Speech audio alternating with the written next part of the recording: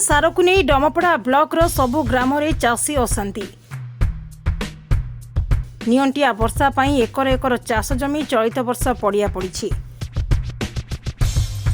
विलंब हेउ पछे लघुचाप जनित वर्षा पर चाष जमी रुआ सरी, किंतु परवर्ती समय जो सार पिड़िया देवा कथा ता पर्याप्त परिमाण रे मिलु नहीं। डमपड़ा ब्लॉक दुलाणपुर एवं तालबस्त पंचायत रे दुईटी समवाय समिति तालबस्त एवं पदनपुर ग्राम रे रही। आवश्यकता ठारू कम यूरिया सार ग्रामांचल चाषी को बंटन करा जायछि। दुलाणपुर तालबस्त एवं पदनपुर ठारे थिबा 5टी सार दोकान रे मध्य यूरिया सार गच्छित नहीं। चाषी सबुदिन दोकान मुहरु निराश होई फेरुछि। किछि बड़ बड़ चाषी को चोरारे एवं चढ़ा दर रे सार दोकानी यूरिया सार बिक्री करुछन्ति।